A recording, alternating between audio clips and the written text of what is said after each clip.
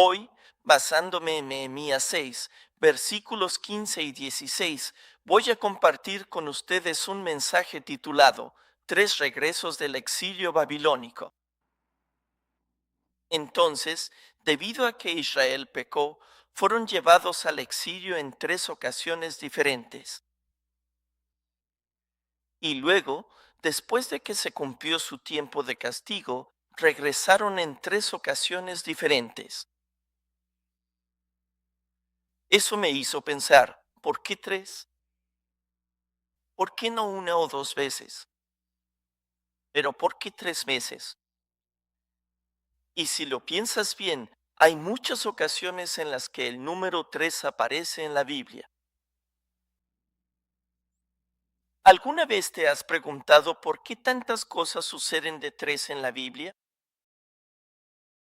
Por ejemplo, el arca de Noé tenía 3 niveles. En Génesis 6, versículo 16, Dios le dijo a Noé que la construyera con una cubierta inferior, una segunda y una tercera. Así que hay 3 niveles en el arca de Noé. También en el tabernáculo hay 3 secciones. Está el atrio, luego el lugar santo y después el lugar santísimo. 3 secciones en el tabernáculo. Y en la historia de la redención está el primer Adán, el segundo Adán y el último Adán. Eso está en 1 Corintios 15, versículos 45 al 47. Pero incluso allá afuera en el mundo, cuando dos personas intentan levantar algo pesado, ¿qué hacen? Dicen 1, 2, 3 y levantan, ¿verdad? En carreras dicen listos, fuera. O cuando quieren ir juntos al mismo tiempo, dicen 1, 2, 3 y luego van, ¿verdad? Así que el 3 es un número muy importante en la vida. Y la Biblia también nos dice que hay 3 niveles de cielo. En 2 Corintios 12, versículo 2, dice que el apóstol Pablo subió al tercer cielo. Así que eso significa que hay 3 niveles de cielo. También sabemos que Dios existe como una Trinidad. Dios, el Padre, el Hijo y el Espíritu Santo. Así que el número 3 es el número del cielo. Y el ser que más refleja el cielo mismo aquí en la tierra es el ser humano. Nosotros reflejamos el cielo aquí en la tierra. Y así Dios creó a los seres humanos con 3 partes. En primera, en la primera carta a los tesalonicenses, capítulo 5, versículo 23, break time igual a 0.5 s barra diagonal. Se nos dice claramente que todos los seres humanos también estamos compuestos íntegramente de 3 partes fundamentales: espíritu, alma y cuerpo. Esto no es una coincidencia. Entonces, ¿qué es el espíritu?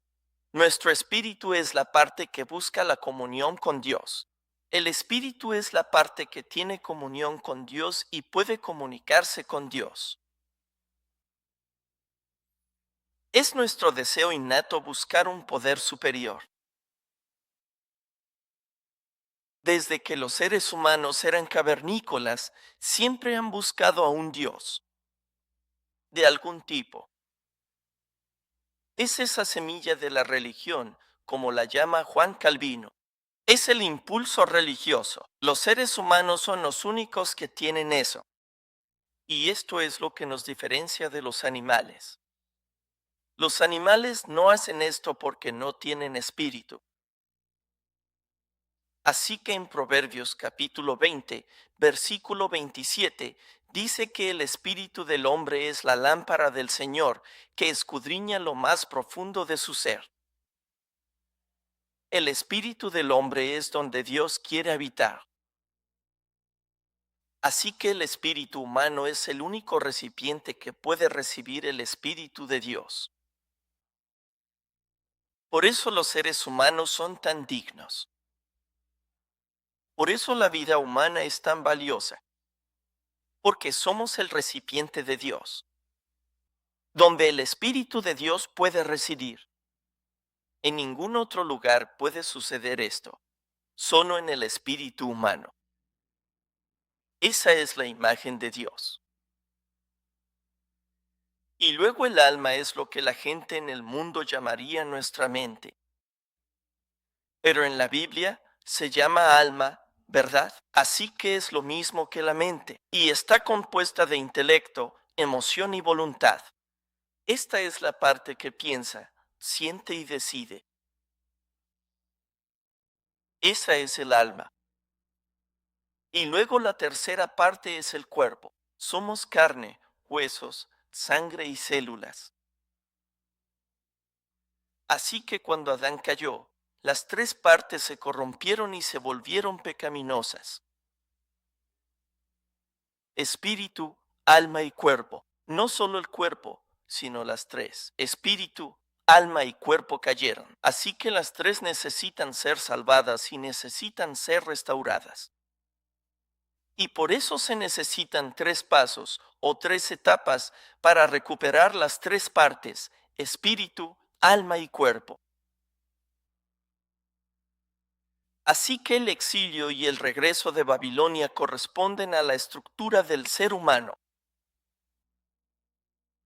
Hoy vamos a ver cómo los tres regresos de Babilonia corresponden a las tres partes del ser humano. Número 1. El primer regreso de Babilonia. Primero que nada, veamos algunos de los hechos de este regreso. ¿Cuándo sucedió? En el año 537 a.C., los líderes fueron Zorobabel y Josué, el sumo sacerdote. ¿Y cuál fue el propósito del regreso? El propósito del primer regreso fue reconstruir el templo. Entonces, el templo fue destruido, ¿verdad? Y después de 70 años, Dios les dijo que podían regresar y reconstruir el templo. Así que en Esdras 1:3 dice, cualquiera de ustedes que sea de su pueblo, que su Dios esté con él, suba a Jerusalén, que está en Judá, y reedificaréis la casa del Señor Dios de Israel. Mira, ese fue el propósito principal del primer regreso, reconstruir el templo. Y el primer retorno corresponde a la restauración de nuestro espíritu. La Biblia nos dice que Dios no habita en edificios construidos por seres humanos. ¿Dónde habita Dios?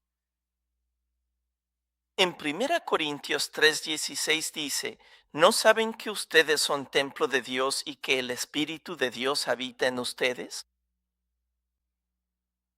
Está hablando de nosotros, los seres humanos, ¿verdad? Así que el Espíritu de Dios habita en nosotros. Bueno, ¿en qué parte de nosotros habita el Espíritu de Dios? La Biblia nos dice que el Espíritu de Dios habita en nuestro espíritu. Así que en el primer regreso, ellos volvieron para reconstruir el templo. Así que esto nos enseña que en nuestra salvación, el primer paso es recibir el Espíritu de Dios en nuestro espíritu, para que pudiéramos llegar a ser templo de Dios. Entonces, cuando venimos por primera vez a Cristo y aceptamos a Jesús como nuestro Señor y Salvador, entonces el Espíritu Santo viene a nosotros y reside en nosotros.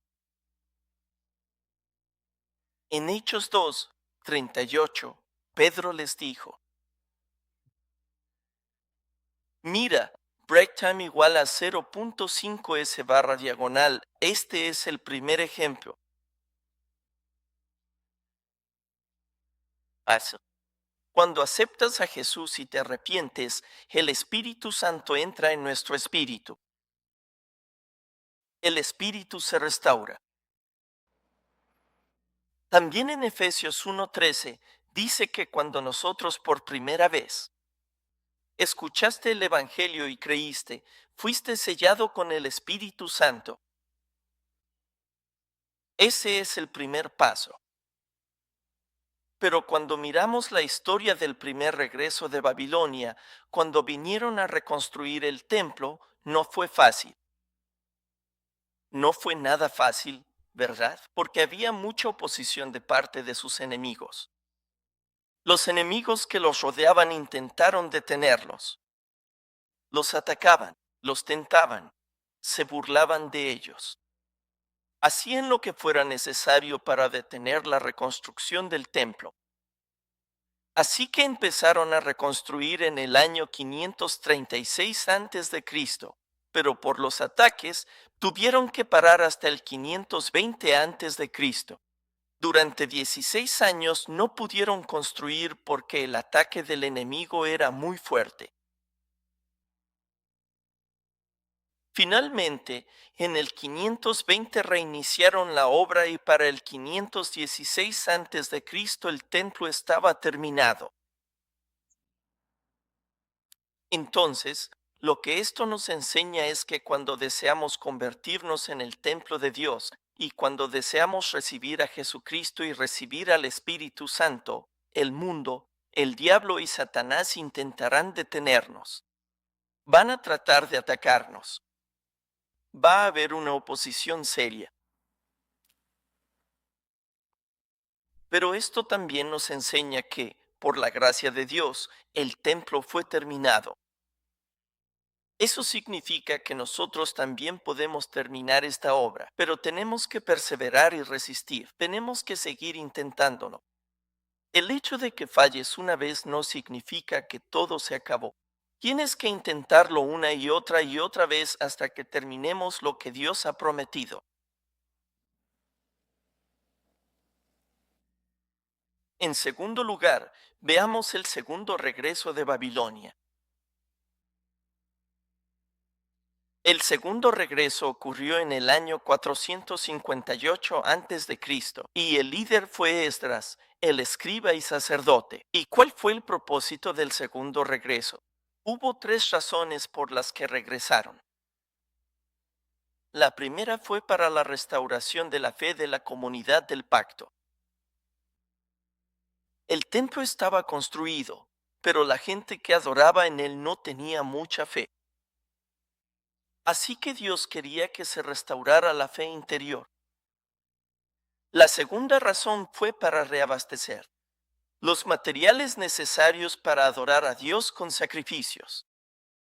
El templo estaba construido, pero si la adoración dentro de él no podía continuar, ese templo no servía de nada. Y finalmente, lo más importante, la tercera razón fue que Esdras enseñara la palabra de Dios al pueblo. Esa era la manera principal de restaurar la fe del pueblo. Así que, el segundo regreso corresponde a nuestra alma, la mente. ¿Y cómo ocurre la restauración del alma? Se logra a través de la adoración y la enseñanza de la palabra de Dios. El conocimiento de la palabra de Dios restaura nuestro intelecto, nuestras emociones y nuestra voluntad. No solo nuestro intelecto, ¿verdad? Cuando aprendes la palabra de Dios, no solo en tu mente, sino que también te mueve y toca tus emociones. Y luego fortalece tu voluntad para poder hacer la obra de Dios. Y además, esto nos enseña cuán importante es la adoración. Cuando venimos a la casa de Dios para adorar, así es como nuestra mente puede ser restaurada. Cuando oramos a Dios, cuando lo alabamos, nuestro corazón se llena de pasión.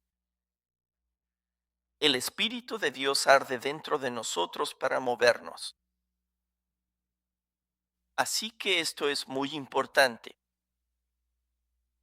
Cuando venimos a la casa de Dios cada domingo para adorarlo, este es el proceso de restauración de nuestra alma.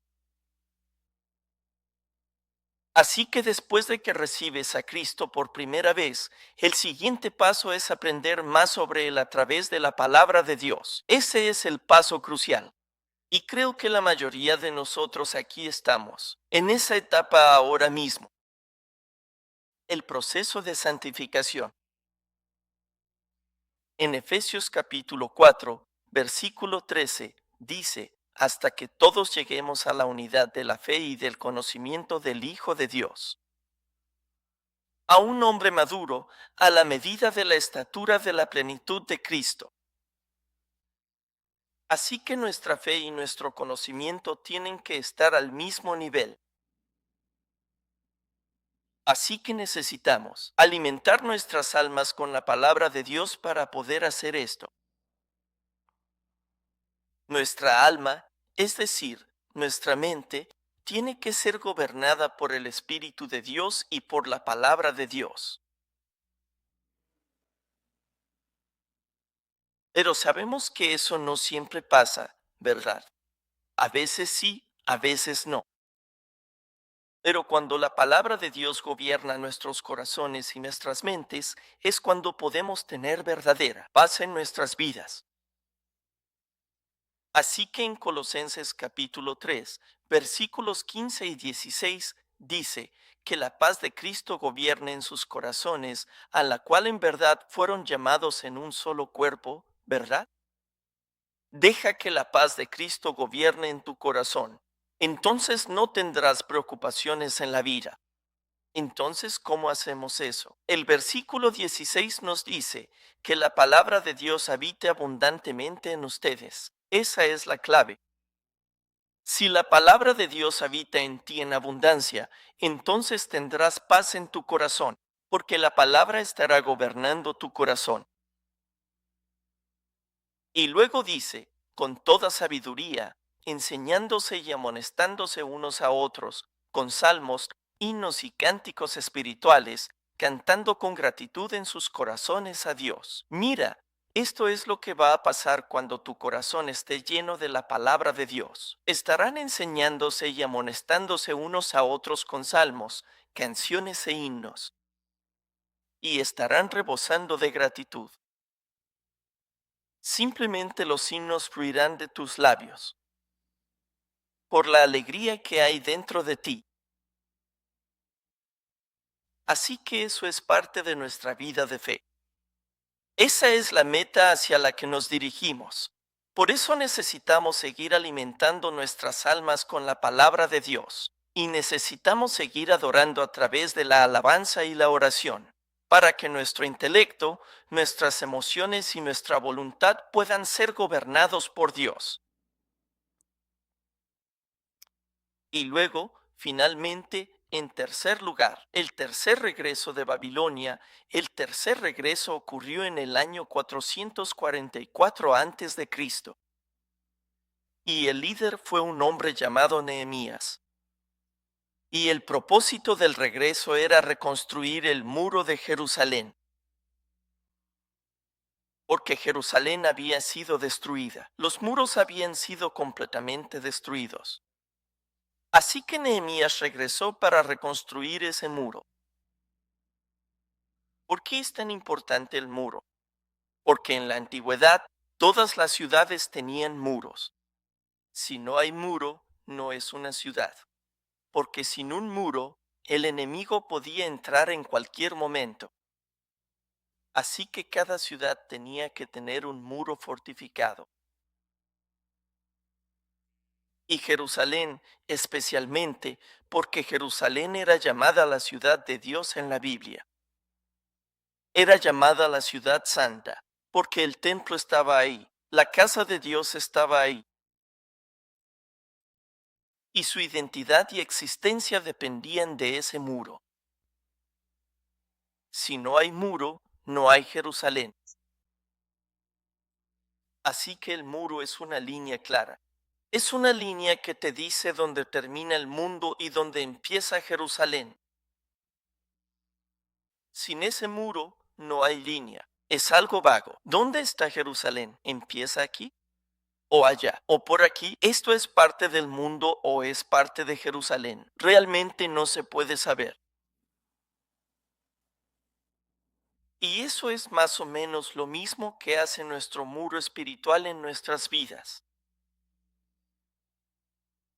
¿Tienes una línea clara que te separa del mundo? Cuando la gente te ve, dicen, ah, esa persona es cristiana.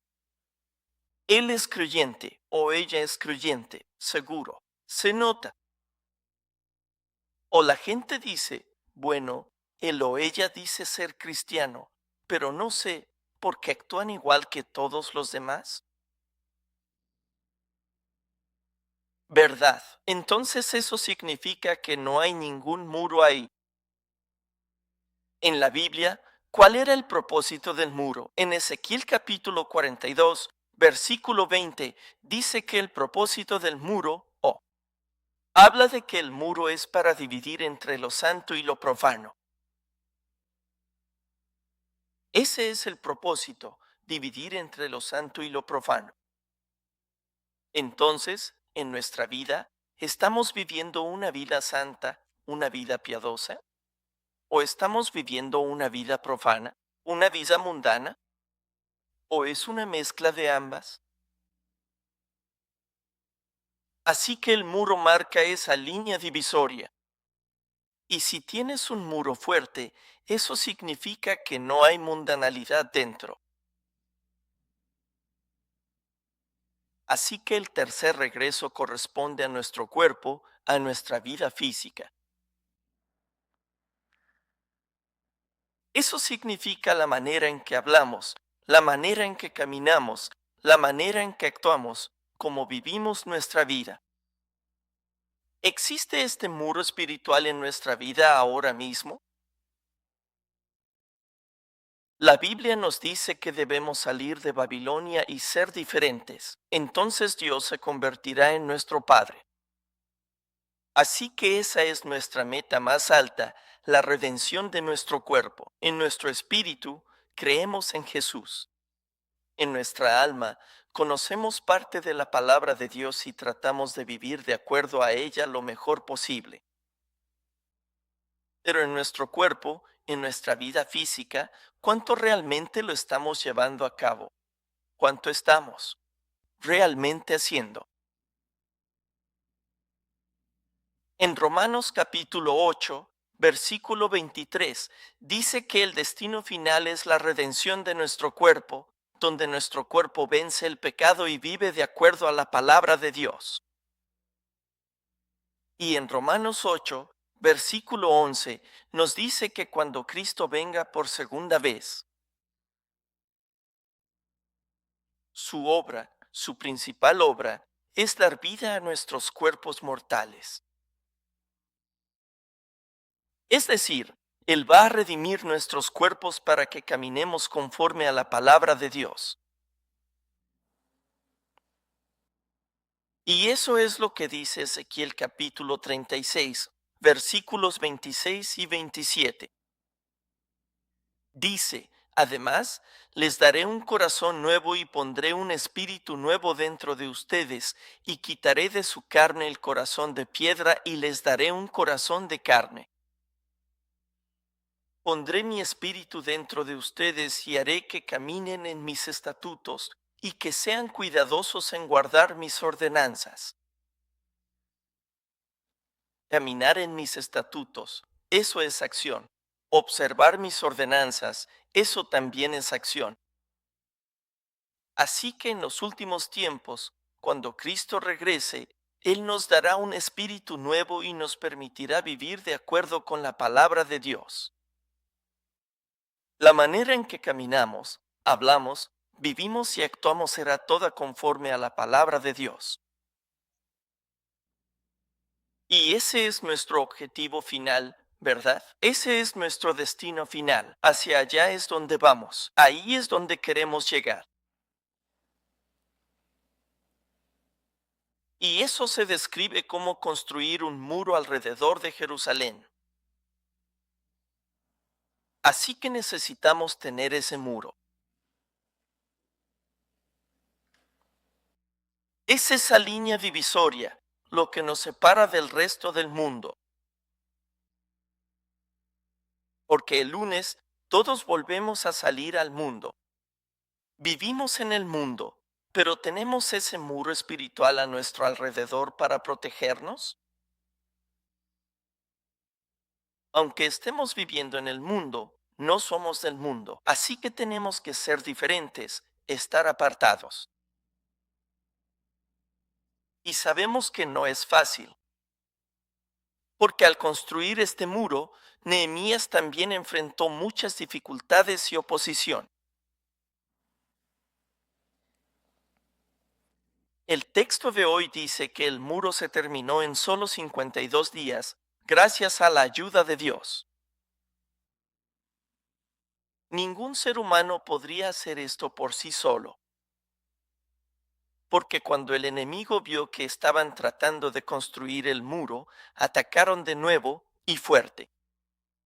Al principio se burlaron de ellos, les señalaron con el dedo y se rieron de ellos, y se reían de ellos diciendo, ¿qué creen que están haciendo? ¿De verdad pensaban que podían construir ese muro?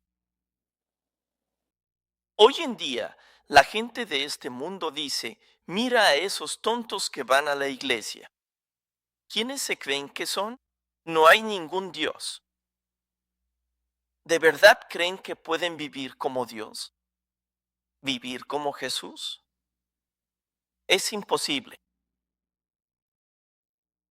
Y Satanás tiene tantas maneras de obstaculizar nuestro trabajo. Primero, ellos traen tentaciones, ¿verdad? Te tientan con cosas que te gustan. Entonces, por ejemplo, en el desierto en el campamento número 41, ¿qué hicieron? Trajeron mujeres moabitas hermosas para tentar a los hombres israelitas a pecar contra Dios. Y también trajeron deliciosos manjares, comidas que habían sido ofrecidas a ídolos para tentar. Los israelitas comieron esa comida y pecaron contra Dios. Así que ese es solo un ejemplo de cómo trabaja Satanás.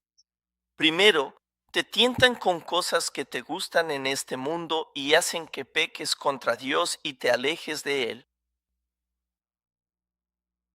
Y luego, si eso no funciona, te persiguen, ¿verdad? Como Job. ¿Recuerdas a Job? Satanás atacó a Job, le quitó a sus hijos, su riqueza, y luego hasta su salud se enfermó. Tenía un sarpullido por todo el cuerpo, perdió todo. Así que hoy en día, estas cosas están pasando a nuestro alrededor. Para los jóvenes hay muchas tentaciones a nuestro alrededor. Pero también hay persecuciones y ataques si tratamos de vivir lo mejor posible según la obra de Dios.